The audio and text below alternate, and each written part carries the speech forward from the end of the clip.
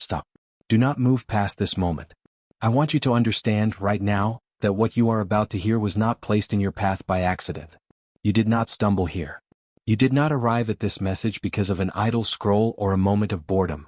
Something far greater than coincidence, held your hand and guided it here. And before you dismiss that, before the familiar voice in your mind tells you that this is just another video, just another set of words passing through your ears, I want you to take one breath and feel what is already stirring inside you. Because you feel it, don't you? That quiet pull. That sensation beneath your chest that says, this one is different. Trust that feeling. It has never been wrong about the things that truly mattered. You have been chosen for this moment. Not because you are perfect. Not because your life has been without mistakes or your faith has been without doubt. You have been chosen because, through every season that tried to break you, your heart refused to fully close. You were knocked down in ways that most people around you never saw. You carried weights in silence that others could not have imagined. You smiled on the surface while entire storms raged beneath it. And through all of that, through the confusion, the waiting, the tears you shed in rooms where no one was watching, something in you held on. That something is why you are here right now. Write amen in the comments if you receive this. I am speaking to you today with a weight and an urgency that I do not take lightly. Because what is approaching your life is not small. It is not a minor adjustment or a modest improvement. What God is preparing to release into your life is something so significant that, when it arrives, you will look back at this exact moment and understand why everything had to happen the way that it did. Every delay, every disappointment, every door that closed in your face, every plan that collapsed just when you thought it was finally coming together. None of it was wasted. All of it was preparation. And the preparation is almost complete. But here is what I need you to understand right now in this opening moment before we go any further. You are standing on the edge of the most important season of your life. Not behind it. Not waiting for permission to enter it. Standing on the very edge of it. The life you have been praying for, the breakthrough you have been believing for in the quiet hours when no one else was listening, it is not a distant dream anymore. It is close. Closer than your fear wants you to believe. Closer than your past wants you to accept. And the only question that remains is this: will you be ready when it arrives? Press like on this video right now because what comes next is something you are going to want to hear. Something big is about to happen in your life. I need you to receive those words not as a phrase you have heard before, not as a comfortable sentiment designed to make you feel better for a few minutes before the weight of your reality settles back in. I need you to receive them as a declaration spoken directly over your life, in this moment, with full intention and full authority. Because what is coming for you is not the result of luck. It is not the result of circumstance finally turning in your favor after a long stretch of bad fortune. What is coming is the result of every prayer you ever prayed, every act of faith you ever stepped into when the outcome was uncertain, every morning you chose to get up and try again when everything inside you was exhausted and every reason to continue felt thin and unconvincing. God does not forget. He does not misplace what has been entrusted to him. And he has been holding something for you, something prepared, something intentional, something designed specifically for who you are and where you are going, and the time of its release is no longer distant. It is here. It is now. Type 99 in the comments if you believe this is your season. But before we go further, I want to stop and speak to something that is living inside many of you right now. Because I know that for some of you, the idea of something big coming feels almost dangerous to believe. You have been here before, haven't you? You have felt the rise of hope, that fragile and beautiful thing, and then you have felt it collapse under the weight of another disappointment. You have told yourself that this time would be different, and then watched as the doors closed again, as the opportunity dissolved, as the person left, as the money ran out, as the plan that seemed so right fell apart in ways you never anticipated. And after enough of those moments, something in you quietly decided that it was safer not to hope too loudly. That it was wiser to keep expectations low. That protection from pain was worth more than the risk of belief. I understand that. And I want you to know, God understands that too. Your guarded heart is not a sign of weak faith. It is the scar tissue of a person who has loved and lost and kept going anyway. That is not weakness. That is one of the most profound forms of courage that exists. And it is precisely because of that courage, that stubborn, quiet, unsexy courage of continuing to show up even when showing up felt pointless, that what is coming is as significant as it is. You need to understand something about the way God works that most people miss entirely. He does not reward performance. He does not release his greatest blessings to the people with the cleanest record or the loudest praise or the most visible faith. He moves in response to the sincere and the steady. He moves toward the person who, in the middle of the night when no one is watching and there is nothing to perform for, still whispers his name. Still believes even barely. Still holds on even by a thread. That is you. That has always been you. And what looked like God being silent was never silence at all. It was preparation. It was arrangement. It was the careful and deliberate setting of a stage for something that required exactly this much time to build correctly. The delays that frustrated you were not punishment. The waiting that wore you down was not abandonment. Every single season that felt like God had forgotten your address was actually a season in which He was doing something in you that could not be rushed, could not be shortcut, and could not be delivered before you were ready to hold it without losing yourself in it. Because here is a truth that C.S. Lewis understood deeply, that God in His infinite wisdom does not simply give us what we ask for. He gives us what we are prepared to steward. And He takes the time, however long it requires, to make sure that the person receiving the blessing is developed enough, grounded enough, and whole enough to carry it without being destroyed by it. You were not ready before. But the very fact that you are still here, still believing, still watching, still reaching, that is God's signal that the preparation is complete. Share this video with someone who has been waiting a long time. They need to hear this today. Now I need to speak to you about something that most people in your position never see coming. Because the greatest threat to what God is about to do in your life is not your past. It is not your mistakes. It is not the people who doubted you or the circumstances that worked against you. The greatest threat to your breakthrough is something far more subtle, far more quiet, and far more dangerous than any of those things. It is distraction. And before you think that word does not apply to you, before you assume that distraction is someone else's problem, I want you to understand what distraction actually looks like in the life of a person who is standing on the edge of something great. It does not look like obvious failure. It does not announce itself. It does not arrive with a warning label or a loud alarm that tells you to pay attention. Distraction arrives quietly, dressed in the clothing of the ordinary. It convinces you that nothing important is happening right now. It whispers that this moment can wait, that tomorrow is soon enough, that the feeling stirring inside you is not as urgent as it seems. And by the time you realize what it cost you, the moment has already passed. Type 99 right now if you refuse to let distraction steal what God has prepared for you. There are 3 traps specifically designed to make you miss what is coming, and I need you to recognize each one of them clearly so that you can walk past them without being caught. The first trap is the trap of distraction, which we have already named. But the second trap is more personal and more painful than the first, and it is this: the trap of unworthiness.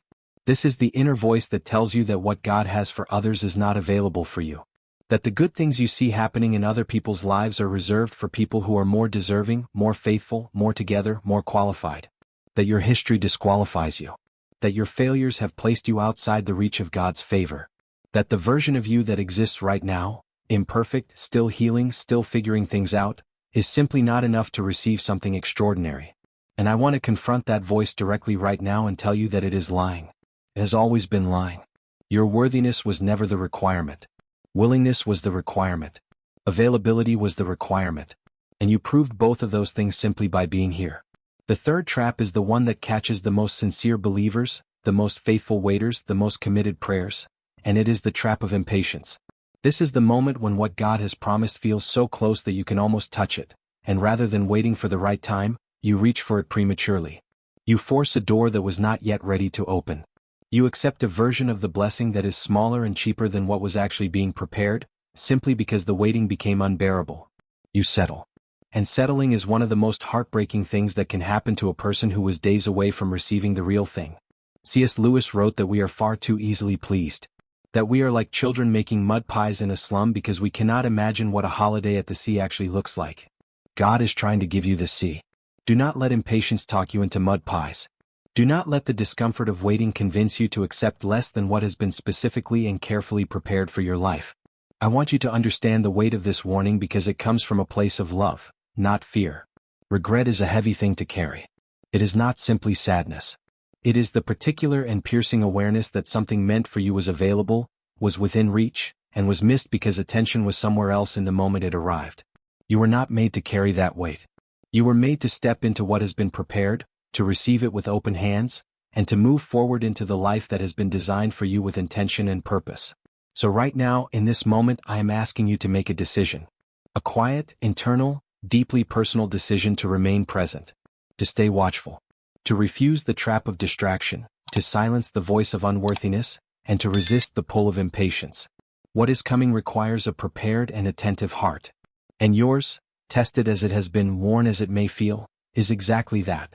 Save this video so you can come back to this moment whenever one of these 3 traps begins to close around you. I want to tell you something that I need you to sit with for a moment before you move past it. You are more protected than you realize. I know that might be difficult to accept, especially if your life right now carries the marks of struggle, the fingerprints of hardship, the evidence of seasons that were long and difficult and costly. I know that protection is not the first word that comes to mind when you look at everything you have been through. But I want you to shift your perspective for just a moment and consider something that most people never stop long enough to see. Think about the things that did not happen to you.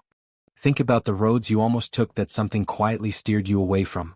Think about the relationships you almost committed yourself to that dissolved before they could do the damage they were capable of doing. Think about the opportunities that looked so right, so perfectly timed, so exactly what you thought you needed, and then fell apart before you could step fully into them. At the time, every one of those moments felt like loss. Every one of them felt like failure or rejection or proof that things simply did not work out for you the way they worked out for others. But what if every single one of those closed doors was not God withholding from you, but God shielding you? What if the very thing you mourned the most was the very thing that would have taken the most from you? Type protected in the comments if you receive this truth today. That relationship that ended and broke your heart in ways you are still healing from, you do not yet know what it protected you from. The version of your life that would have existed inside that relationship, the person you would have slowly become under its weight, the years it would have quietly consumed, you were spared from that. That job you did not get, the one you prepared for and interviewed for and believed was yours, the one whose rejection stung for longer than you expected. You do not yet know what was waiting inside that building, inside that environment, inside that particular chapter that would have cost you far more than the salary was worth. What looked like God closing a door was God sealing off a corridor that led somewhere you were never designed to go. And the path you are on right now, as uncertain as it may feel, as unfinished as it may appear, is the path that leads to what is actually yours. Nothing that was removed from your life was taken without purpose. And nothing that is coming to your life will arrive without preparation. Now I want to speak to something even more specific. Because many of you watching this right now are already experiencing the early signs that what I am declaring is already in motion. And I want to name those signs clearly so that you can recognize them for what they are, rather than dismissing them as coincidence or imagination. The first sign is an unusual and unexplained restlessness that has been sitting inside you recently. Not anxiety, not fear, but a deep and stirring sense that something is shifting, that the ground beneath your life is quietly rearranging itself, that the season you are in is not permanent and the next one is closer than it appears. If you have been feeling that, it is not random. That restlessness is spiritual sensitivity. It is your spirit recognizing movement in the unseen before your eyes have caught up. Type 99 if you have been feeling this restlessness in recent days. The second sign is that certain things in your life have been naturally falling away without drama, without conflict, without a clear explanation. People who were once present have grown distant. Habits that once had a hold on you have lost their grip. Situations that once demanded your energy no longer feel worth the investment. This is not loss. This is God creating space. You cannot step into a new chapter while your hands are still full of the last one. What is leaving on purpose, making room for what is coming, clearing the ground so that what is being planted has somewhere to take root and grow without competition. The third sign, and this one is perhaps the most powerful of all, is that old prayers have been resurfacing in your memory. Prayers you prayed years ago and eventually stopped praying because the answer never seemed to come. Prayers that you filed away in the quiet corners of your heart under the category of things that were probably never meant to be. Those prayers are rising back to the surface right now because God is saying, I heard every single word. I recorded every single request. And the answer that I have been preparing, the one that required this much time to build correctly, is almost ready for delivery. Share this with someone who has been waiting on a prayer for a long time. They need to know that God has not forgotten a single word they spoke to Him in the dark. I want to speak directly to your identity right now. Not the identity that was shaped by your hardest seasons. Not the identity that was formed in the rooms where you were rejected, overlooked, underestimated, or told that you were too much or not enough. Not the identity that was quietly constructed from the accumulation of every disappointment, every failure, every moment where life did not go the way you planned and you were left standing in the wreckage trying to make sense of who you still were after everything had fallen apart. I want to speak to the identity that existed before any of that. The one that was written before you were born. The one that has never changed regardless of what you have been through, regardless of what you have done, regardless of how far you feel from the person you always believed you were supposed to become. Because that identity, the real one, the original one, the one that God authored and has never revised, is the identity of someone chosen for something significant. And it is time for you to start living from that truth rather than from the story that pain wrote about you. Type your name in the comments right now as an act of receiving this declaration over your life. You are not too late. I need you to hear that clearly and completely because the enemy of your destiny has spent years trying to convince you of the opposite. He has used your age against you, your past against you, your mistakes against you, the gap between where you are and where you thought you would be by now against you. He has pointed at your timeline and told you that the window has closed, that the opportunity has passed, that the version of your life you dreamed about is no longer available to someone with your history, your limitations, your particular collection of wounds and wrong turns. And I am telling you today with full authority that every single one of those accusations is a lie. Time belongs to God.